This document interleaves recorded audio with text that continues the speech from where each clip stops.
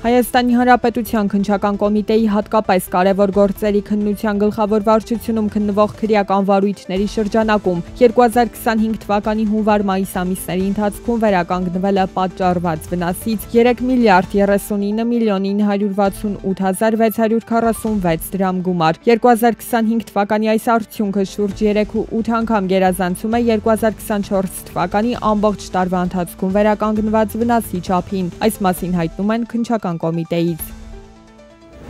Աշխատանքի և սոցիալական հարցերի նախարարությունը շարունակում է հասարակական կազմակերպություններին պատվիրակման միջոցով խնամքի ցերեկային ծառայություններ տրամադրել կյանքի դժվարին իրավիճակում հայտնված երեխաներին։ Անհրաժեշտ ծառայությունների տրամադրումն իրականացվում է հանրապետության ողջ տարածքում։ Այս նպատակով պետական բյուջեից 2025 թվականի համար հատկացվել է 477 միլիոն 765 հազար դրամ։ Տրամադրվող ծառայություններից այս պահին օգտվում է 3300 շահառու։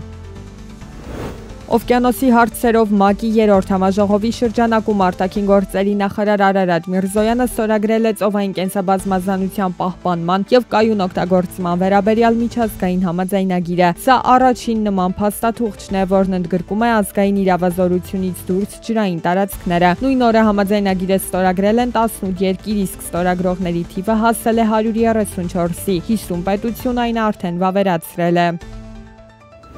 Հայաստանը Էկվադորից հետո Վրաստանին ծաղիկների խոշորագույն մատակարարն է։ Վրաստանի պետական վիճակագրական ծառայության տվյալներով 2024-ին Հայաստանից ներմուծվել է 3.2 միլիոն դոլարի ծաղիկ։ Այս տարվա առաջին 4 ամիսներին էլ Հայաստանից ներմուծման ծավալը կազմել է 1.3 միլիոն դոլար։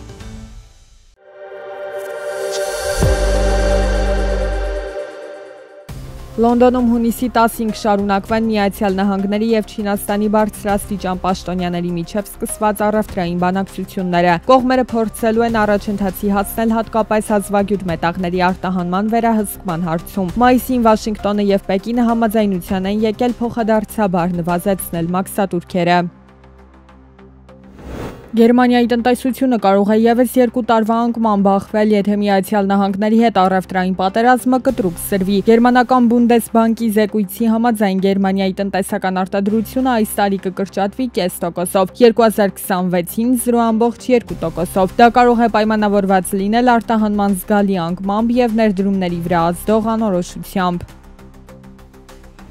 Ուկրաինան պատրաստվում է արդյունահանված գազը Եվրոպա մատակարարել։ Ուկրաինայի պաշտոնյաները փնտրում են գործընկերների, որոնք պատրաստ են ներդրումներ անել երկրի արևմտյան հատվածում գտնվող հանքավայրերի մշակման ծրագրում։ Գլխավոր նպատակն է վերակենդանացնել երկրի գազային ոլորտը, որը զգալիորեն տուժել է ձմեռային շրջանում տեղի ունեցած հրթիռային և անօդաչու հարձակումների հետևանքով։ Մետան պատրաստվում է ներկայացնել նոր հետազոտական լաբորատորիա, որի նպատակն է այսպես կոչված սուպերինտելեկտի մարդու ուղեղից բարձր ունակություններով արհեստական բանականության համակարգի ստեղծումը։ Մետան բանակցություններ է վարում ստարտափում միլիարդավոր դոլարների ներդրում անելու համար։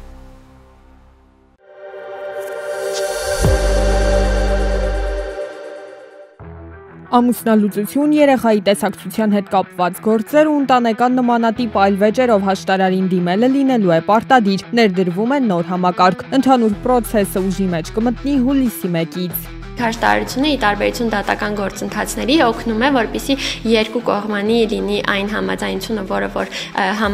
որը կատարվել է կողմերի միջև, ինչը նաև կնպաստի նրան, որ կողմը կամովին կատարի այդ համաձայնությունը եւ անգամ եթե կոնֆլիկտ է եղել կողմերի միջև, դա չխանգարի հետագայում հարաբերությունները շարունակելուն։ Դատարանների ծանրաբեռնվածությունն էլ կպակասի այսպես, բայց միաժամանակ չի բացառվում, որ կլինեն գործեր, որոնց դեպքում անհնար կլինի միայն հաշտարարի միջոցով լուծման հասնել։ Գրեթե բոլոր մարզերում մենք ունենք հաշտարարներ, ովքեր մշտական հիմունքներով գործելու են, այսինքն իրենց հիմնական գործունեության վայրը լինելու է մարզային